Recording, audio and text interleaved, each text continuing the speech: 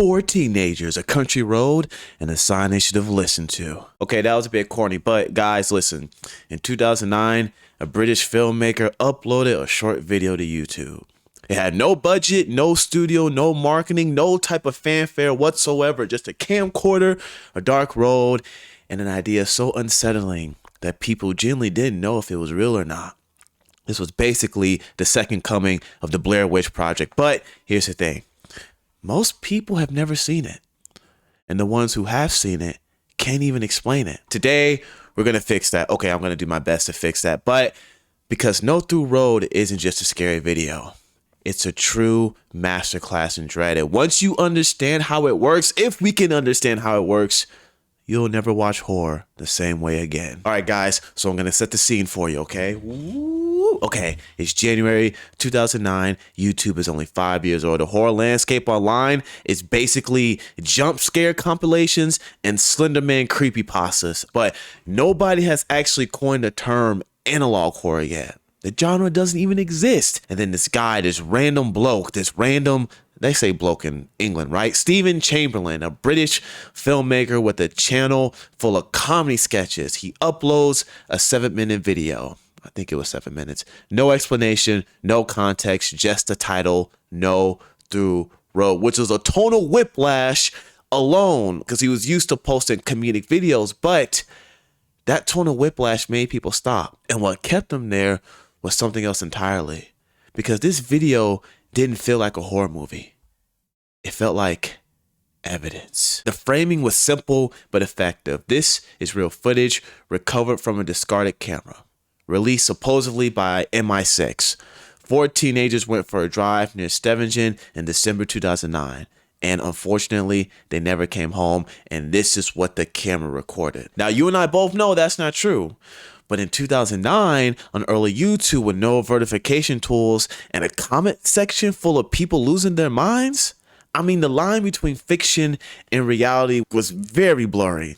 And Stephen Chamberlain, he knew exactly how to exploit that. But here's the problem, okay? And despite being one of the most important pieces of internet horror ever made, No Through Road is almost completely unknown outside of super niche horror communities. Most people scrolling YouTube today have never even heard of it, and that's a true crime, guys, because what this series does, technically, narratively, and psychologically, is something that even big budget horror films fail to pull off time and time again. So today, we're going to break it down, at least try to break it down, because we're going to walk through what actually happens in this series, because No Through Road is one of the greatest pieces of horror to ever be put on the internet. Part 1 opens like any other teenage home video. 4 boys, a car, a new camcorder that someone got for Christmas. They're driving around Stevingen at night. If I'm mispronouncing that, I'm sorry. You know, they're messing about, filming each other. It's mundane, it's real, and it's very wholesome and also very boring in the best possible way. And that's the first genius of this movie. Chamberlain gives you the first full 5 minutes of nothing. Genuine, authentic, teenage nothing. Bad jokes, arguing about directions, someone eating crisps. It's really set up to be another comedy, one of his typical comedy skits. And you know, you're not watching a horror film yet. You're watching a home video. But then unfortunately, they see the sign. The sign that says No Through Road, and they go in anyway. Of course they do. They're 17. They're boys. They reverse out. They laugh about it, and then they drive away. And nothing happens for a while. The road looks like any normal dark road. The boys are still joking. But then one of them notices something. They've passed the same junction sign twice. Bennington left, Walton right. They went left, but here it is again. They go right this time. Same sign. They go straight. Same sign. No matter what they do, they end up back at the same fork in the road. The road has become a loop, and there are no other cars, no houses with lights on, no people, just them, the dark, and a radio that's starting to sound very, very wrong. This is where the dread begins. Not with a monster, not with a jump scare, but with a road that doesn't end. All right, so I'm going to put on my handy dandy glasses here, and we're going to actually try to figure out what's happening in part 1, because most horror movies, short films, whatever, they introduce a threat, a monster, a killer, a ghost. You see it, you fear it, you run from it, you don't understand it. You know, it's simple, but like I said, effective. But No Through Road does something harder. It makes the environment a threat. The road itself is wrong, and that's terrifying in a way that a monster can never be. Because here's why. A monster you can outrun. A monster can be killed. A monster has a body, a location, a logic, an explanation. But a road that loops, you can't fight that. You can't reason with it. You can't escape it by going faster. The harder you try to leave, the more trapped you become. Chamberlain geniusly builds the dread in layers. First, the boys are confused, then they're frustrated, then they're scared, then they're desperate, and then the camera, that cheap handheld recorder that started off as something wholesome, captures every stage of that emotional collapse in real time and slowly turns into dread. You're not watching actors perform fear. You're watching people become afraid. But the technical craft is what really deserves attention. The loop is constructed through editing. The same location, the same sign, filmed from slightly different angles each time. It's a continuity trick. But because the footage looks so authentic, your brain doesn't clock it as editing. It clocks it as reality because unfortunately the brain can't tell the difference. The road is actually looping, so you believe it. And then there's the radio. This is the detail most people overlook. As the loop tightens, the radio starts playing a distorted looping audio signal. It's not music, it's not static, it's something in between, a sound that feels like it's trying to communicate something but can't quite form the words. And it's deeply unsettling. It's telling you that this isn't just a road. Something is broadcasting from inside the loop. The question is, what is that something? By the time the headlights fail and the boys are sitting in the darkness on a road that shouldn't exist, you're completely inside their reality. The mundane opening has done its job. You trusted this world brought you in through comedy, and now that world has betrayed you. That's the architecture of the loop. Make it real first, and then they break it. Now let's talk about my favorite moment of No Through Road, because at the end of part 1, the boys think they've escaped. The road seems normal again. They're relieved. I thought they escaped. I thought it was all good, but of course, this is a horror movie. And then after they're done laughing, someone switches the headlights back on. And what's revealed to be a figure standing in the tunnel, or more like in front of the tunnel, wearing a hat, wearing a mask, and then chaos. The camera drops, screaming, and then silence. We see one of the boys getting hit repeatedly by the camera, and then it goes to blank. That's part 1. 4 boys go in, nobody comes out in the story. But in 2011, 2 years later, Chamberlain uploads 3 more parts. And this is where the story stops being a found footage horror film and becomes absolutely wicked. Part 2, 3, and 4 follow a different group, or possibly the same group in a different iteration of the loop. The details shift, the timeline fractures, and slowly, across 3 episodes, a theory emerges that recontextualizes everything that you saw in part 1. Spoiler ahead, if you haven't watched it, turn this video off and go watch it because this is absolutely insane. The masked figure, the killer, is not a stranger. Remember at the end of part 1 when I said that one of the boys was being beaten by the camera and then it just cuts to black and that's the end? The masked figure is revealed to be him, a future version, unfortunately. Trapped in the loop so long that he has become something else, something that no longer remembers being human. And the terrible paradoxical truth is that he is both the cause and the consequence of the loop. But he kills the boys in part 1, but the boys only enter the loop because of what happens in parts 2, 3, and 4. The loop creates him. He creates the loops. There is no beginning. Is there even a middle? And there is no end. This is a bootstrap paradox, a casual loop, the kind of time travel logic that Christopher Nolan has built his entire legacy on. But Chamberlain did it in 2009 on YouTube with a camcorder in a dark country road. And here's what makes it land so hard emotionally. The masked figure isn't evil. He's lost. He's been in that loop for so long that killing is the only thing he knows how to do. He might be trying to warn them. He might be trying to stop them from entering, but the loop won't let him. Every time he tries to break it, he becomes the reason that it continues. That reframe from monster to victim is what separates No Through Road from every other found footage horror of its era. It doesn't just scare you. It saddens you because it's truly a tragic story. And that combination of fear and grief and tragedy is the rarest thing in horror. But, and here's the messed up part, okay? And this is very critical. Chamberlain never confirms any of this. The paradox is implied, the identity of the masked figure is never truly stated. The loop is never explained, and that ambiguity is not a weakness, it's the entire point of No Through Road. Because the most terrifying thing in No Through Road is not the masked figure.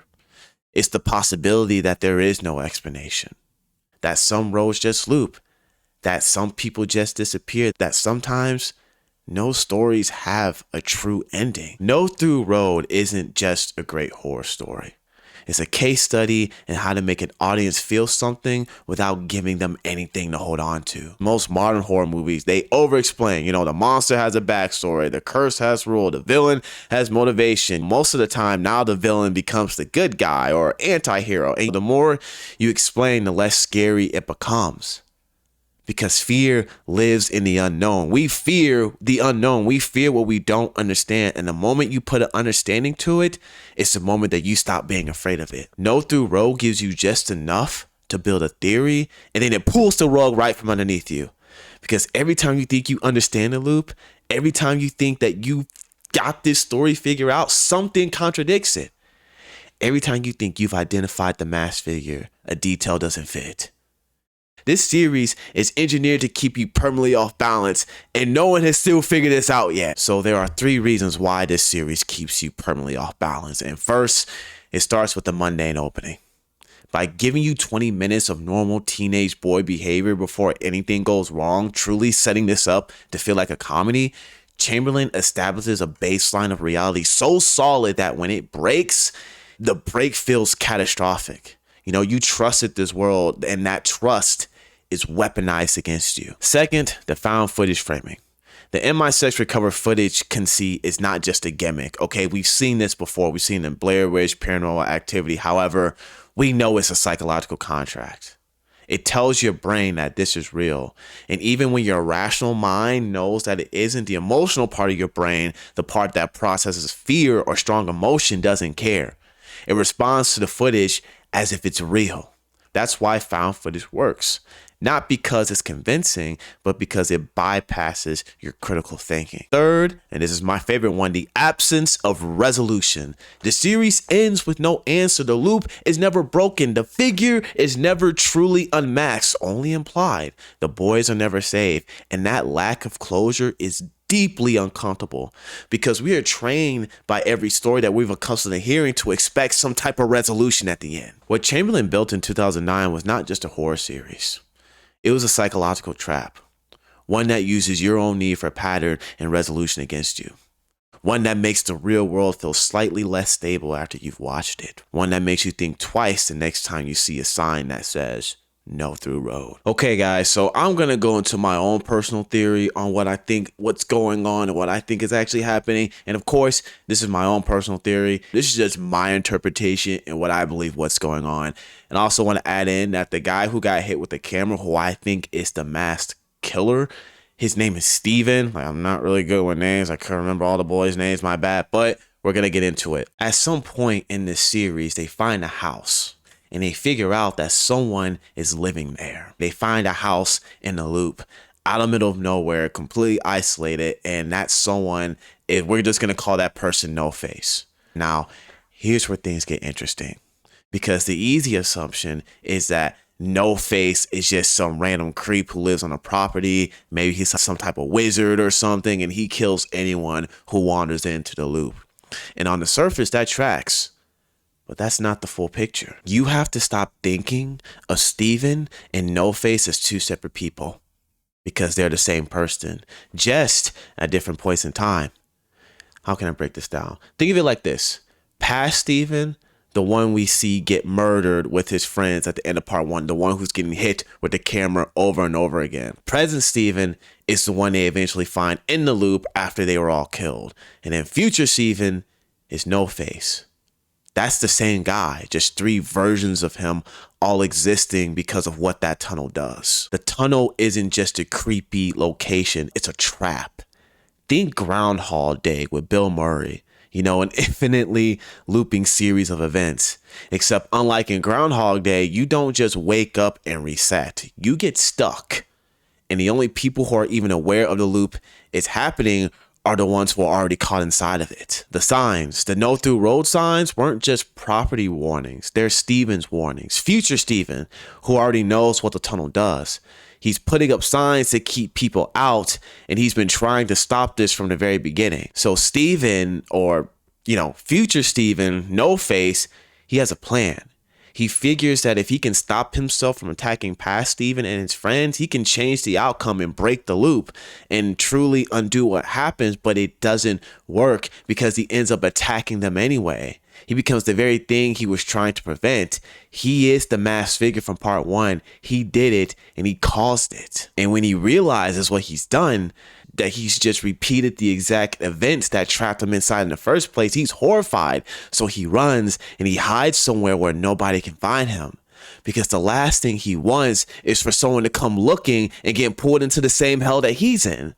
So he stays out there alone, scavenging, surviving, doing everything that he can to keep people away from the tunnel. But here's where the layer becomes completely mind-bending and mind-effing at the same time. Steven has figured something out since his time of being in the tunnel, or being in the loop. The tunnel didn't just trap him in the loop. With enough practice, he's learned to navigate it. He can jump to specific points in time. That's why No Face seems to appear and disappear. That's why he can't be hurt. He doesn't fully exist at the same point in time as everyone else. He's just moving through the loop, deliberately jumping to whatever time that he needs to be. And this is the tragic part. The reason none of it works, the reason why Steven can never actually escape, is because of the fixed points. The moment you go through that tunnel, everything that follows becomes locked in. It's not just that the loop repeats, it's that the events have to happen, or they've already happened. They're fixed. They cannot be changed. Steven has tried every version of intervention he can think of to try to stop it, jumping to every point in time that he can reach. But it doesn't matter because the outcome is always the same. He's not a killer. He's a prisoner. He put up the signs. He tried to scare people off. He tried to stop himself. And every single time he ends up right back where he started. Steven isn't the villain of No Through Road. He's the warning. He's the monster. And he's the victim. And he's been all three at the same time forever. That's just my theory, guys. I hope you enjoyed it, but that's just how I view what's really going on. But here's what I want you to take away from this. No Through Road proves something that every horror creator, every storyteller, and that everybody needs to understand.